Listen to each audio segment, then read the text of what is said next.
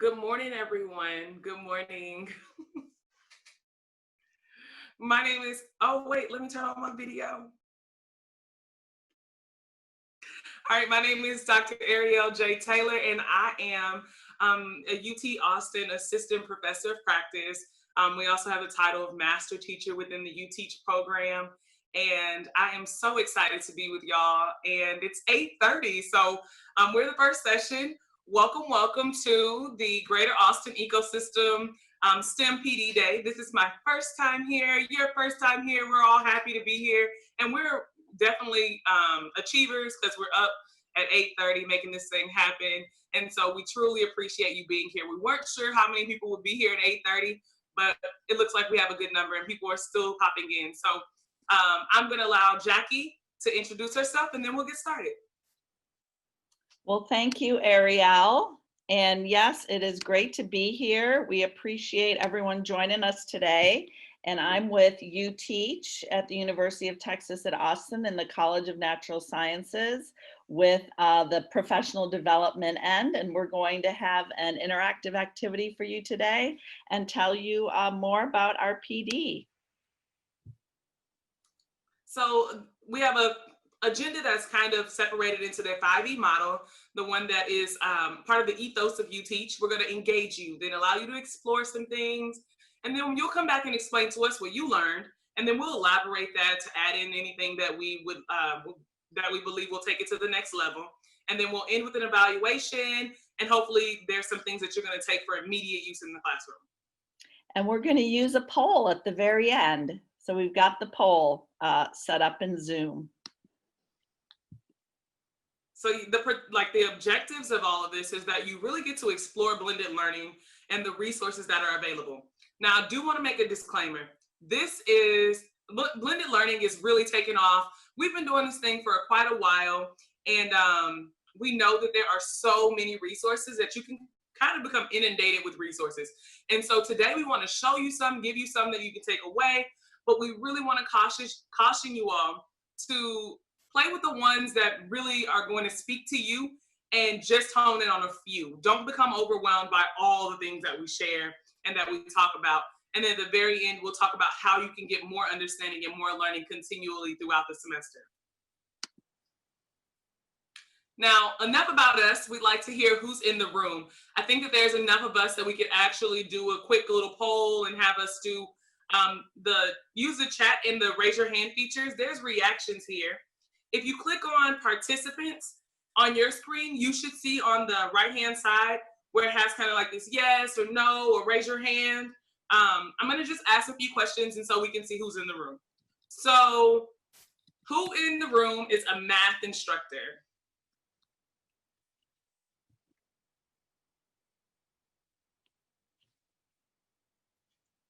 By clicking the yeses or nos on the side.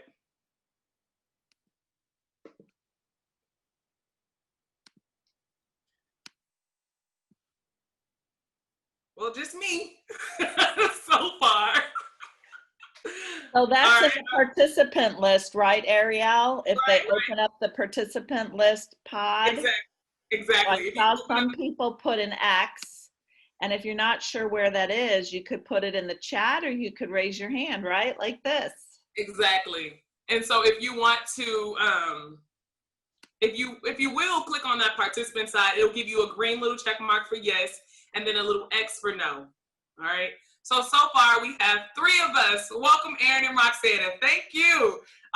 Okay, so let's figure out who else is in the room. So do we have any science teachers? So in order for you to reset it, just unclick what you chose earlier and then choose the other option. Okay, so we have more science. Perfect. All right. So what about engineering?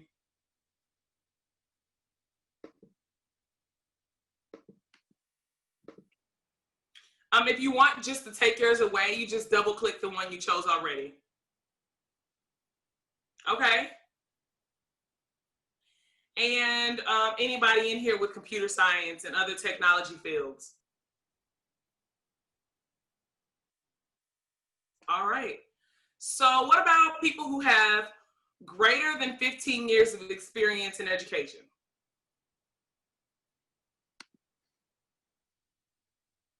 Well, that was quick, 7. All right, what if you're a novice teacher? You're within your first 3 years of teaching. Let's see if we have any novice teachers. All right, Mary and Aaron. Oh no, Aaron says no. Awesome, awesome. All right, so Jackie, is there any other question that we should ask to see who's in the room? Well, what about non-STEM teachers? I was a social studies teacher when I taught K-12.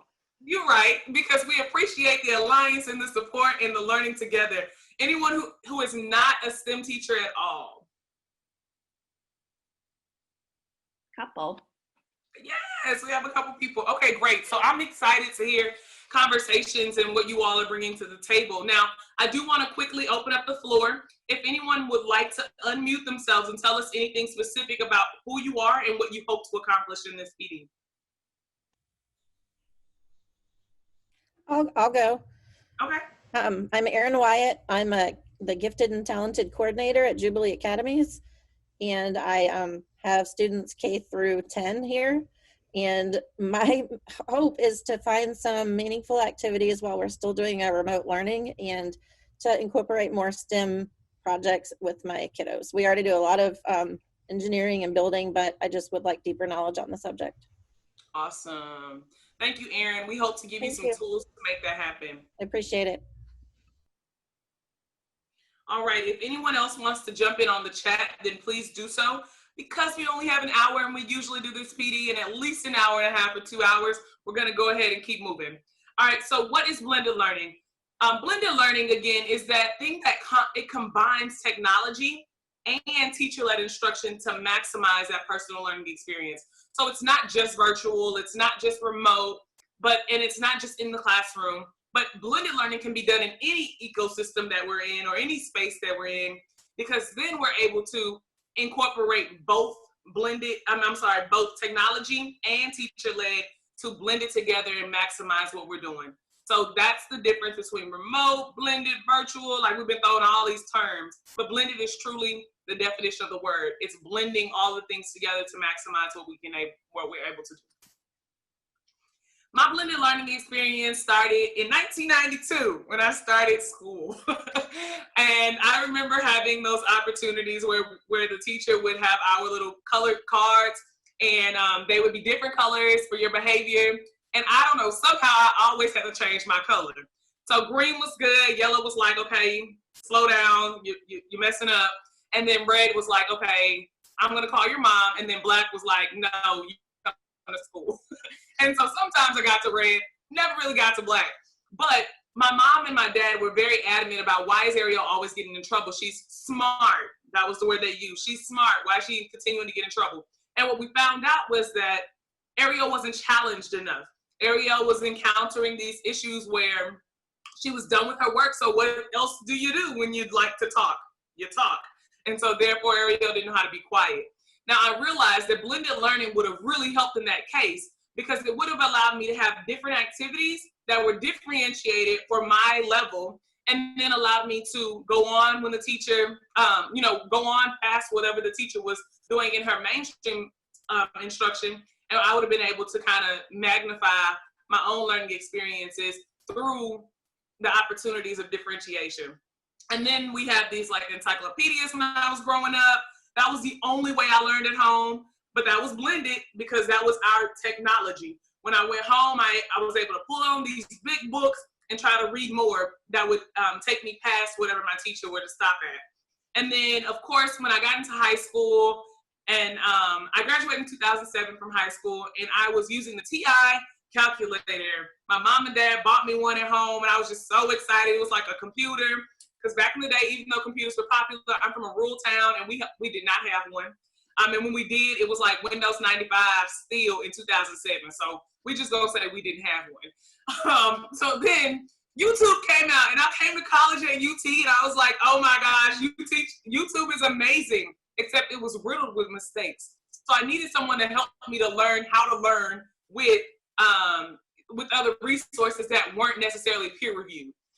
And then as we continue to go on, now I am a Texas Instruments instructor, and I'm able to go around and help teachers implement the technology from Texas Instruments into their classroom so the students can engage with the calculators at home. We also have like rovers and the iPad app and all those great things. And then as I was teaching, I was in search of a way to allow all of my students to learn at all the same time in their own very like simple ways. And that was a really difficult task. And I realized that there was an analogy to a classroom being like a restaurant that really worked for me. So I wrote a book about it, the restaurant classroom model that incorporates differentiation and blended learning. It's called The Party of Four, Please. And I'll talk to you a little bit more about it later during the elaboration. But that's been my blended learning experience. And I think it's progressed a lot just based on my experience from being a student to being an instructor. I'm talking so fast because I want to be able to get this done. Now I'm going to allow you to explore, and Jackie's going to explain what the exploration of the station rotation is going to look like. But before Jackie starts, station rotation is just one model of blended learning. Basically, it's where you are going to allow your students to work in multiple stations and rotate around the room if you're in your physical classroom, but around breakout rooms if you're online. In this PD, we like to explain it and allow you to feel it. So we're going to go ahead and do that, and Jackie's going to talk about the logistics of how to make that happen. Thank you, Ariel. And we have Trisha Berry on. She's going to help us with our breakout rooms in a minute.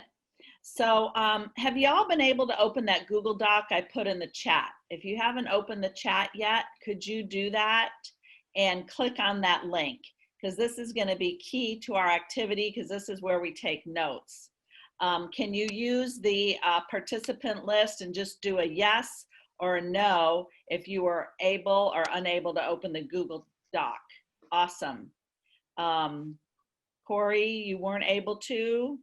Jackie, if anybody has joined since you pasted the link, they won't see the link, so you have to paste it again. Okay, so I repasted it. All right, so please have that open because everything I'm going to explain is also in that doc. So we're going to do just 2 stations today. We call it our modified station rotation. Usually a teacher would set up 3 or 4 or perhaps more depending on her goals. So we're going to do a direct teacher that Ariel's going to lead, and then we're going to do an independent online that I'm going to lead. And so in the our small groups, we're going to have a timekeeper, a recorder, and a reporter, and we're going to spend 15 minutes in each of the stations. We'll be a few minutes behind. We'll probably start at 8:45. That's fine. And then we'll do the activity in the station for 15 minutes. And then Ariel and I are going to switch rooms, and you guys are going to stay together in the same room. And then the other group will experience the teacher-led, and the other one will experience the Wakelet. So we're going to go ahead and get started. Everyone have their Google Doc open, and then the reporter needs to keep track and take notes on the Google Doc. And you can take general notes, but focus on things you're discussing, things you're learning, and a question to bring back. And then when we come back, excuse me, the recorder should do that. I believe I said the reporter. So the recorder should do the Google Notes, and then when we come back, the reporter will share out. And Ariel and I, as the facilitator, will make sure we assign the group roles. Okay, so we are ready to go into breakout rooms, and open up your Google Doc, please.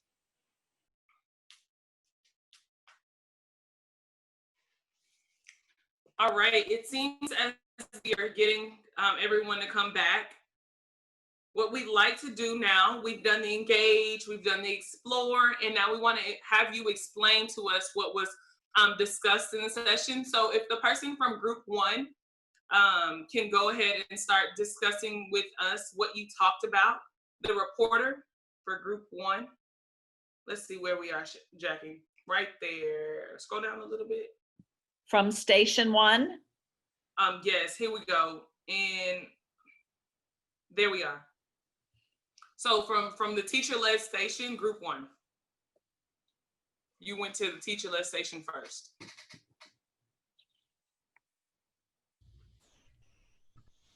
Okay, I guess that's me. I was the recorder that last time, but I think I'm the reporter this time. So when in person, breaking up students into groups, once instructor gives initial lessons, that's a good way to do I'm sorry, to do someone's at my door. Gosh. Anyway, so we discussed how to create task cards in Google Slides and how to differentiate the task cards. Google, you can have multiple tabs open, which with different tasks, but not sure if something similar can be done. I don't know in Zoom if it can be done, but that's something Google Slides allows.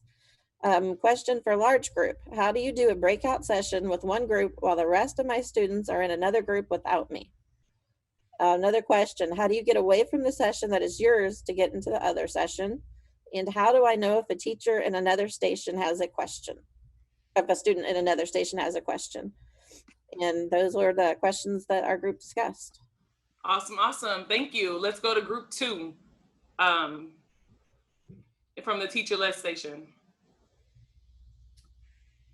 Patty, you're muted.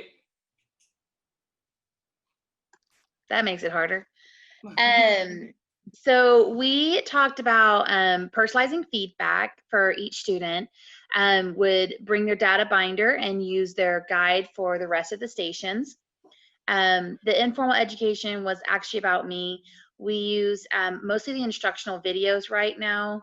I'm teaching preschool virtually, which has been a lot of interesting fun.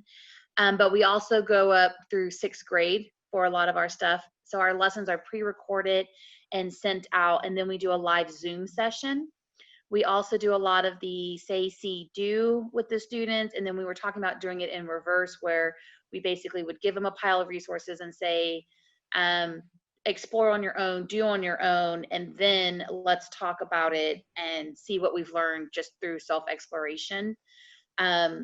If you are doing, I would recommend that as one of your, if you're doing a breakout room and you need to be in one room, give your other classroom something to do, like give them a list of questions, give them something to work on together, and then you can check back in between as the host, go between the 2 breakout rooms to check the progress of them, because that's one thing we've done too. We talked about which platforms, our question is, what platforms are most teachers currently using? We're using Zoom in my school. Another school is using Seesaw to send lessons. I can't see the rest of the notes there. Just keep out. There. And Canvas is being used for some of the lessons. So if there is any, basically just trying to see what platforms is everyone already using that they can give advice on from the other group. Okay. All right, thank you, Patty. I think you're gonna go ahead and do the Station 2 Wakelet for your group as well, right? Fabulous. Awesome. So what were your takeaways from the Wakelet Station? From the Wakelet Station, we didn't have a lot of people who have used a lot of the apps, and we were just really getting into looking at them and trying to learn more about them. There was someone who had used the Nearpod, and they were excited to kind of use, I believe they said they were using that for a 3 to 4 year olds preschool group.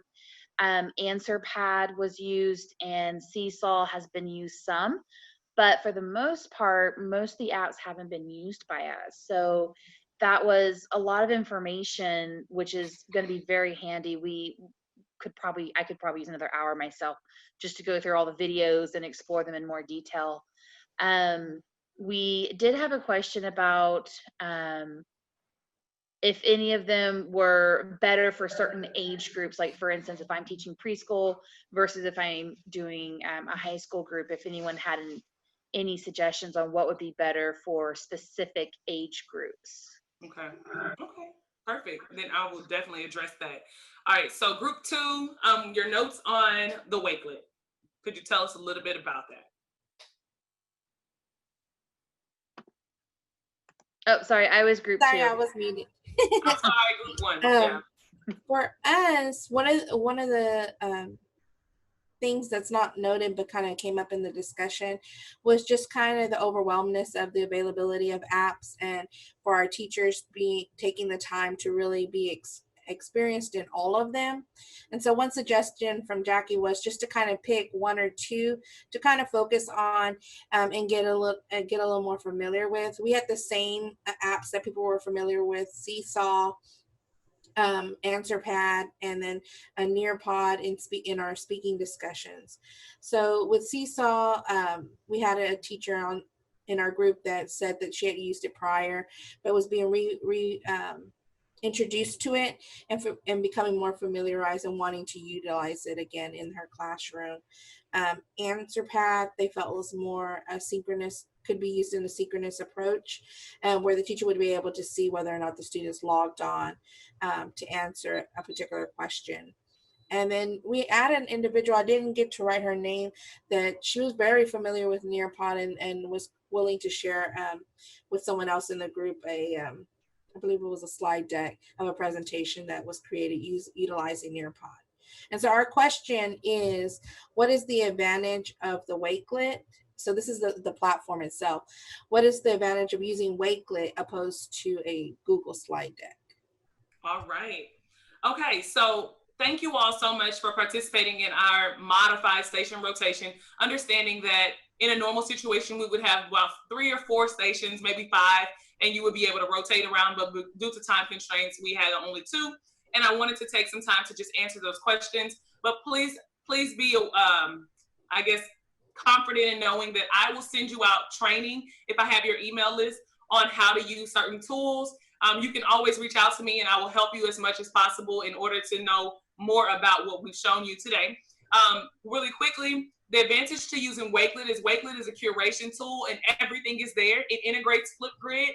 I noticed that someone in the chat, I think Emily, put in that Flipgrid has been used in multiple ways. She's used it at a retirement party, at a baby shower.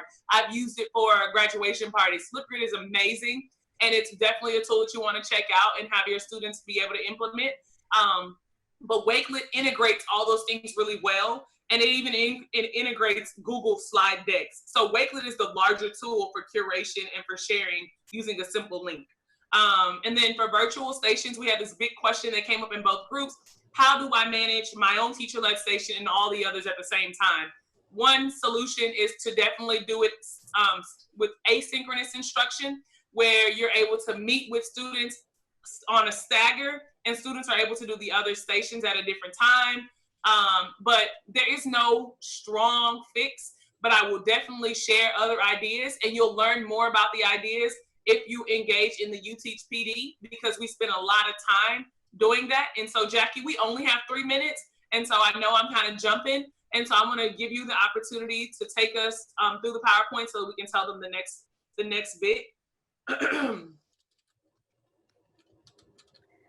Thank you, Ariel. So these are the additional resources we wanted to share with you. Ariel, you mentioned your book. Did you want to say something else? Definitely. So my book is about differentiation through blended learning. And I'm talking about my own thoughts about the restaurant classroom. My website is my name, arieljtaylor.com. And so if you'd like to go on there, you can totally purchase the book. You can totally purchase the book. That was kind of, anyway, you can get the book from my website or on Amazon to find out more. And I can also send you a coupon code for you to use $5 off if you did purchase it from my website. And then we have the blended learning online courses. So I just quickly wanted to share, this is, we offer the course for a fee. And if you are a Texas public or charter school, you'll be reimbursed for the cost of the PD. It is a 30-hour, 3-month course. So I gave you all my email in the chat, so you could email me if you would like more information. Anyone can take the course. If you're not with a Texas public school to be reimbursed, it would be $750 per person. And these are our modules, and it really takes you through blended learning.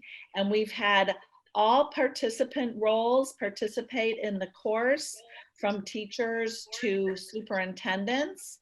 And our website has a lot more information about the course, where you can, and I'm going to pop that into the chat as well, so you can link to it. And then we did want to share that we have a lot of resources for remote instruction as well, that are available for your use. As we said, we want you to pick a small number and focus on them. And so visit our website as well. And so then in this is a YouTube video that tells you more and gives a specific example of blended learning. And we did want to do a quick poll for everybody. And on a scale of 1 to 5, with 5 being very likely, how likely are you to implement some of what you learned today in your fall instruction? And I understand folks have all different kinds of roles, so it doesn't have to be just in your fall instruction. It can be at any time in the future. So if you go ahead and do the poll, we have 9 folks have participated. And so we'll just let it be open another minute. 10 folks have participated. And we thank you all for joining us today. And I'm asked to go back to a slide with the YouTube link. And we will send out the presentation, right, Jackie? I'm not sure how the conference is doing that, but we're happy to share things in any way. We did share the Google Doc. So I think that's the most relevant piece, because all of the notes and the activities are there. So Trisha's saying yes, they're going to share. Yes. So thank you. We're glad that we were able to offer you some new resources, and thanks so much for joining us today. This concludes. Definitely. Thank you again. Thank you. It's been a joy talking to you all today and presenting with you. If you all have any questions further, please don't hesitate to reach out to me. My email is arieljtaylor@gmail.com, Ariel J. Taylor. And also that's my website, arieljtaylor.com. And so if you would like to, request any specific trainings, then please let me know and we will post them up for you.